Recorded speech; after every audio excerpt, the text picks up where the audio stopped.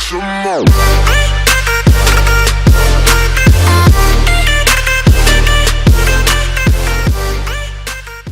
Yo, what's good, people? Izzy Max here with Ryan, back again with a Week 4 breakdown of the Max Double League. How are you doing, sir? I'm doing pretty well. We had an interesting week this week, to say the least. For sure. This isn't probably going to be too long. These breakdowns aren't going to be long like they usually are.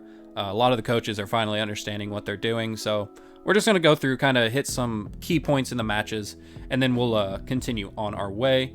First match was Matt against me. The league did vote at a 50-50. I did end up losing this at a -5. I feel like the differential kind of looks like I got blown out, but I really didn't. Game one, yeah, go ahead. You watched it. It wasn't. This isn't as close as it seems, but that said, I feel like Matt always had control of this game. Game one, there was a few misses, but I mean, it's people call it focus miss for a reason. So yeah, but I had to run it, which was the problem. Which is part of the problem. That said, though, Matt definitely brought the right mons with the right sets. I really like the Barraskewda here being focus sash. I think that was a really smart bring.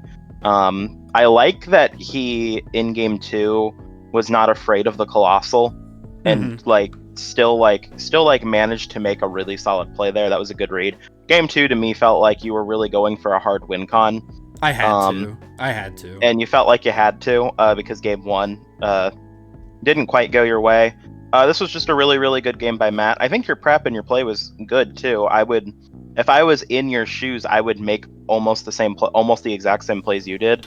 It's just that like Matt had the right tools, which is consistently what we're seeing with him. Yeah, forcing me to run Focus Blast and having to use it was a big deal. After talking to him, his Ferrothorn was actually in range to be KO'd by my Expanding Force, but I was not. How was I supposed to know what HP he was at? I just knew he was at red. With that being said, though, like I said, I had to click Focus Blast. If either of those two landed, I feel like I win game 1, and I don't have to go for as risky of a game 2. But like you said, he was in a very dominant position. My lead game 1... My lead game 1 was very, very good. With the Clefairy Braviary, he really couldn't do anything to it, because even the Max Lightnings wasn't doing 50%. Right. But yeah, it was a very good game. I had to be careful of the Barraskewda. I was expecting a Choice Band set, and then he said he was expecting Dragapult, but I literally could not bring Dragapult because of the threat of Liepard. Well, yeah, Liepard, Kiss, Duraludon, there was a lot there stopping. Yeah, so he basically stopped my big sweepers, so I had to make a play. And then game 2, like I said, I tried baiting with the Colossal. Didn't work. It was a hard read I had to make. Or it was a hard play I had to make. But overall, yeah. 5-0 does not really express how good this game actually was. Yeah, it was a pretty solid set. I think Matt definitely, game 1 was a lot closer than it seems on the surface. However, missing 2 Focus Blasts isn't that uncommon. No. I've missed 5. Yeah. In a single game before. But that also said, the game 2 though from Matt was very dominant, and he really showed some top-notch play, which I think is where that differential comes more into play in my head.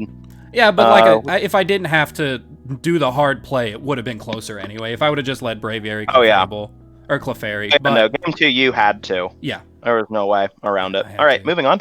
Moving on, we have one of the bigger upsets is Tay and Toxic. I'm going to say this upset comes from Toxic just doing the weirdest things. So game 1... You talked me through a little bit of this. Yeah, game 1, Toxic brought a very bulky Excadrill with weakness policy to where it would actually live a Max Geyser in the rain if Light Screens was up by the Meowstic.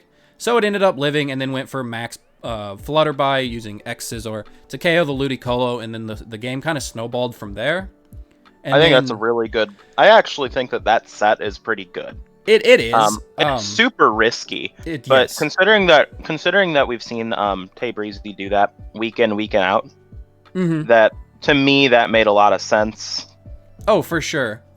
And then game 2, we find out that the Sylveon was max speed, And this is the one that really kind of caught me off guard, because if Tay would have put any speed in his Diggersby, any at all, the Sylveon couldn't outspeed it. So that was kind of weird. You also don't usually see a max speed Sylveon in doubles, but hey, it worked and it got him the win. Yeah, no. Very interesting upset, and it's nice to see Toxic kind of branching out with his stats and his mons quite a bit. I actually think the Excadrill play in particular was really good. That feels very intentional to me, and I really like it. I feel like, considering that he week in and week out, he's seen Taybreezy do the same strat. Right. So he went, well, if he's going to keep doing the same strat, then I'm going to create an easy win con for my Excadrill. And that's a really cool game one play. Max speed Sylveon's kind of weird to me, I'm not going to lie. It doesn't really outspeed anything on his team with max speed other than a Diggersby without 4 investment. Yeah, it needed 4 EVs. That feels pretty odd, but I will give some major props to Toxic for the Excadrill play. That's really cool. That's a neat set. For sure. And the thing is, it worked game 1. In game 2, it didn't do anything because Tay ended up leading with the Hydreigon instead, which was carrying U-turn this week. And +2 is going to kill it if it doesn't die. If it lived with light screens, at +2, it's going to die with light screens. So, right. Yeah. So that kind of game 1, I think, really put Tay on the back burner. Because he wasn't able to find out like what other things were, because he ended up setting Tailwind with the Whimsicott, so Diggersby was faster than the Sylveon anyway. And then in game 2, Tay didn't bring the Whimsicott, so no Tailwind, and then turns out, look at that, Sylveon was max speed. Yeah. But yeah, no, this was a really good game. Yeah, congrats to Toxic for pulling a win. Yeah. We can move on to the next one.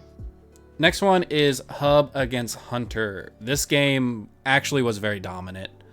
Yeah, it really was. Yeah, so game 1, Hub ended up doing Togetic with the Snorlax, not expecting the Gothitelle to lead for Fake Out, and Snorlax just kind of went in.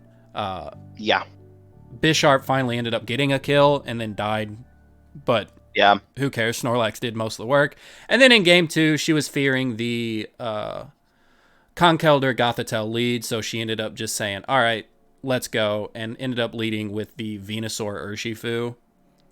Urshifu didn't get any kills, which was surprising, but it was putting it on so much pressure that Venusaur could just go in and kill everything that he had. Yeah. This game to me, another good showing by Hub. We're seeing consistently good showings from Hub. Mm-hmm. And from Hunter, this does definitely hurt his season, I think, quite a bit, actually, considering the loss in differential. I do think Hunter's going to be turning his season around pretty soon, though. This game especially emphasized a weakness of Hunter's team in that he was really relying on that Lapras, because one brick break.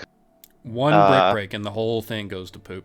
Just fell apart. Yeah, one brick break, one defog, and that's a genuine issue with his team. And another thing too is that I talked with Hunter a little bit after the match, and I kind of commented offhand, why didn't you lead Klefki Kingdra? Yep. And just set the rain and throw a physical Max Geyser at a Togetic for pretty much a guaranteed one-hit KO. And he was like, oh wow, I didn't even consider that lead, which it's like. And that lead also would beat the Sun lead, too, because then the Venusaur Ninetales, you overwrite the Sun with the Rain. Yep. And you throw a really big max... you can throw even a special, Hurricane at the Venusaur and just, kill it. Yeah, so, for sure. And I was also talking to him, and I also told him, Kingdra was a huge worry for her. And when she didn't see it in game 1, she knew it was kind of free. But, yeah, big win for Hub. Yeah. The differential hurts. The loss not as big for Hunter because he wasn't supposed to win, but the differential definitely the differential definitely hurts. Yeah. Okay, moving on. My favorite game of the week. Take it over. Yeah, so this game was great. So first off, Brock and Searad were both kind of competing for a similar slot currently in our last Power Rankings breakdown. We kind of talked about that at length. This is actually a pretty big win for Brock, despite maybe not seeming so on the surface, because he's playing someone who him winning this set's really important. However, this was a very close set. It was very good. I want to talk about some techs that both trainers brought that I thought were really creative, really interesting. First off, you'll see Mudstill has 7 kills. That is because Brock opted to run triple Axle Gardevoir with a weakness policy Mudstill. Mm-hmm. So what that allows Brock to do is that Mudstill has the ability Stamina, so every time it gets hit, its defense stat increases. So assuming all 3 triple axles hit, you end up at +3 defense, and you have the +2 from the weakness policy, and you can just go in. The Gardevoir set was also nice. It had Taunt on it and safety goggles, because Tangrowth was a worry. So this way, with the safety goggles, it can get around a Rage Powder or a Sleep Powder from the Tangrowth. And it also had Taunt. So let's say that, turn 1, let's say that Searad had brought Tangrowth. That means that turn 1, Brock could protect Mudstill and safely go for a Taunt into the Tangrowth, which that was the only thing Gardevoir was spec'd outspeed. Everything else Guard was spec'd mostly just in defense. It was a really bulky Gardevoir. So I thought that was really cool. Bringing the Alolan Raichu against Searad, that's the first week we've seen that Mon, was I think a really good bring. This is one of the first weeks we're seeing Aegislash. Didn't do a whole lot. Rillaboom itself didn't do a ton either, or Urshifu. This was really Mudstill going in. Mm-hmm. That said, Searad had some incredibly good prep. The Salazzle set was really cool. It was actually an Endeavor, like, pure support set. Fake Out, Helping Hand, Endeavor. Encore? Yeah, I think it was Encore too. Which is a really cool set. I really like that. The issue is that we were expecting, Brock was kind of expecting that the Salazzle would be Sash, and was expecting Salazzle because it beat Rillaboom and was a good fake out user. So it was kind of expected that Salazzle would come. So Max Rockfall from the Mudstill was very intentional to kill it after Sash. Right. Well, let's not overlook the 4 kills from Pincurchin. Yeah, so that Pincurchin set was actually crazy, and won Searad game 1. This was a best of 3. He did win game 1.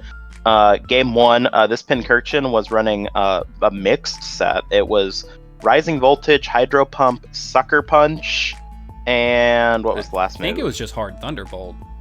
And it was just Hard Thunderbolt, and the Pincurchin also was Assault AV, Vest. Yeah. Which was actually really good prep, because it really actually stopped. In game 1, the Gardevoir, had it not been Assault Vest, the Gardevoir probably could have pulled a win. Mm-hmm. But because it was Assault Vest, it took those Moonblasts like a champ and ended up winning him the set. Noivern here was extremely offensive with Frisk, which I also really like. It was a Life Orb offensive set that was specifically designed to scout out what Brock was doing and gather momentum. When I talked with Searad after the game, he said that he realized that if Brock got a good setup going, that he couldn't stop that momentum. So his plan this week was to create a team that had that momentum built in, that could out offense Brock's, which I think is really cool. No, this set was great. A lot of good prep, a lot of good brings from both trainers. Well, in really game close 2, games. In game 2, I feel like Searad kind of made a play like I did. He tried setting up the Trick Room with the Slow King, and it didn't end up working, and then kind of got rickrolled for it. Yep, and then game 3 was pretty close again. I'd say game 2, Brock had a very dominant position that whole game. Game 3 was a lot closer. I still think Brock wins that game most of the time, considering the RNG that we saw. I think that there was a misplay by Searad at one point. The Sucker Punch turn 1. Yeah, but that said, it wasn't... I don't think it would have changed everything. It all depends, because then Mudstill wouldn't have the weakness policy. But it just all depends. Yeah, it was a really good set though. Not sure when or if that's going to get uploaded, but this is a set worth checking out. It's very cool, very good prep from both trainers, with some really, really cool techs on both. Yep. And next, and then. Okay, if this looks weird, we had to cut because we were waiting on a match to get done, but we're gonna finish off the weekly breakdown with Ninblocks versus Dark King. This was actually a really interesting game. Ryan, if you want to go ahead and talk about it. Yeah, a little bit. So this was Nin and Dark King. And I'm going to be honest with you. I actually, even though Nin lost, I feel like his play was a lot better overall. Nin has really been improving, like, a lot. My boy, the unit, Galissapod, Yeah, it put in work. It put in work. I was so happy to see that. That said, though, Dark King definitely had some better mons. But there was some weird things in that match. Like, I don't understand why Dark King was maxing Drake's ult every game, because it was Choice Scarf Bolt Beak, so it would have just one-hit KO'd a lot of stuff that wasn't getting one-hit KO'd after Dynamaxing. That didn't make a lot of sense to me. It wasn't like he definitely did win the match, because I think some of those mon preps were better. I think the Kangaskhan was a really good bring. Runerigus. The set on that was good. The Runerigus having Rock Slide in particular, I thought was really smart. I really liked that. That was a good tech. But overall, though, it was a good match. It was actually a shockingly good showing by Nin. Yeah, it really was. And I feel like if this was Nin's starting spot, because he is improving at such an astounding rate. Yeah. If he would have started where he's at now, I feel like he might be more in the playoff race. Yes, I agree. But this was a good game by both players. This was an important win for Dark King. It's helping his differential out some, and it's kind of giving him a little bit of that momentum he needs. And that's not to say that Dark King played poorly at all this match. I was just really heavily impressed by how much Nin's been improving. Yeah. And I feel like there was definitely a lot of scenarios in which Nin could have pulled a win on this game. It was a best of 3, and I think it went to 3. Yeah, one thing I will say that I think Nin probably lost because of it is just not really knowing his, I guess, max damage, because he went for the max Knuckle, which was way weaker than anything he could have went for, because it does. Yeah, if he had gone for the Airstream, he would have won. Yeah, I do think that. Also, I like Nin's prep where his grass move on the Virizion was Grassy Glide. Yeah, I liked that too. I really did like that, because then that helped with the Trick Room or any Scarfers that Dark King has. And it was really good prep. Again, I am really impressed with how Nin is, I guess, improving. Yeah. Okay, moving on to the next game. The game we were waiting on was this one. I'm going to say it right now. There was no way Jizzy was beating the S Cavalier. Yeah, not with those mons. No. I did hear it was a supportive Lux set, which is cool. Yeah, it was Helping Hand, Snarl. I really dig that. Yeah, Helping Hand, Snarl, Crunch, and Thunderfang, I think. Yeah, with the Intimidate, like. Yeah, it was a really cool set. Again, though, he's just not really changing his 6, really ever. No. And then John Boy, of course, you see 5 kills on the S Cavalier. It just kind of, there was no way of stopping it. Yeah. Not really much to say about this game, because literally it was just an S Cavalier sweep with Arcanine as support. I mean, Dusclops got a kill. I guess we can say something about that, but yeah, not much to say here. But yeah, just moving straight into the transactions. These are where transactions are going to start getting a little weird, because people's teams are starting to solidify. If you notice, the list is getting smaller and smaller from people making transactions. Yeah, and I wonder how much of this is counterpicking versus just like standard up pickups, you know? Right. First off is Dark King. I think this is just a standard up pickup, because he doesn't really like to use Mienshao. Yeah, I guess so. I do think Mienshao is not a bad mon on his team, though, but Scizor is also not a bad mon either. I feel like they're kind of equivalent if like we were tiering them both. Right. Well, he didn't Scizor does give him. He didn't have a steel type. Nice steel. Yeah. It's a nice steel type. It can definitely work. It can put in work. That said, it is not helping speed tiers on Dark King's team at all. No. Which Mienshao was at least kind of helping with that in a vacuum. So we'll see. I do like Scizor, though. Definitely, though, with a lot of these, I feel like other trainers are going to want to look and considering picking some of these up. Yeah, for sure. Next up is Nin dropping Druddigon and picking up Inteleon. This is the second week he's picked up a water type. Granted, they do 2 totally different things. Yeah, they're different niches. I wonder how much he's going to miss that dragon typing with the bulk. Yeah, I do too. I do like this trade overall, though, especially because he has Clefable to kind of let Inteleon do its thing. And Inteleon lets him get around some matches that he has coming up in some ways. So I do like the Inteleon. I think it's pretty solid. Golisopod and Inteleon kind of work separately. Right. They're kind of different niches. Golisopod is a bulky, supportive offensive mon. When you really get down to it, it is primarily used to use that priority, use that stab combo, and kind of lay in big hits while taking like moderate damage. Inteleon is a frail attacker that is just there to do damage and hopefully not die in the turn. So they do kind of operate separately. Yeah, for sure. Next up is Hunters. Rotom Mo for Vigavolt. He did just recently pick up the Tangela, so I do like this. He's just dropping one electric type for another and dropping a second grass type. Yeah, this also really improves his Trick Room option quite a bit, and Yeah, Vigavolt hits so hard. It's a really strong mon, and I haven't seen a lot of there's a lot of bug types that have been drafted, but I haven't seen a lot used. So I'm kind of excited to see Vigavolt put in some work. I actually think this could really work out nicely for him. Yep. You can go ahead and talk about mine, and then I'll jump in. Yeah, Riolu for Butterfree. That gives you a redirector. That gives you some sleep powder. Riolu was just one of those things on your team that was really cool in theory, but in practice, everyone just faked it out. Pretty much. Yeah. And when you brought it, everyone knew it was going to happen. So I think this is a good trade. I think you're replacing a slot with a mon that has a little bit more versatility to add to your team. The also gives me a Tailwind. Good. Yeah. Also gives me a Tailwind user that is not Braviary. Yeah, Pollen Puff. Also, the Gmax form is actually not bad. Yep. So definitely good. Next up, we have a Cavalier for Drampa. I've learned not to question John Boy. Nope. Over the course of this season. That said, Escavalier is a really good mon. Very good. Drampa is certainly not a bad mon. I actually really like it in doubles. I think it works better in doubles than it does in singles by a pretty wide margin. For sure. I'm not sure if this is a counter pickup or if this is a permanent addition to the team.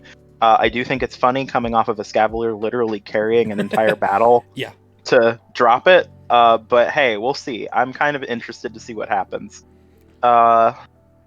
Toxic had Garbodor for Togepi.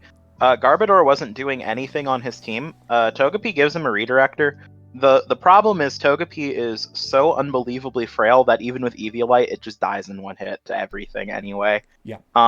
So you have to run it Sash, which can be nice. Like literally just redirecting like 2 hits can give you momentum. Part of the problem is that I feel like the only thing a lot of his team works with like combos of things. You got Excadrill, Titar. Yeah, the Torkoal, Lilligant. You know, you kind of have those pairings.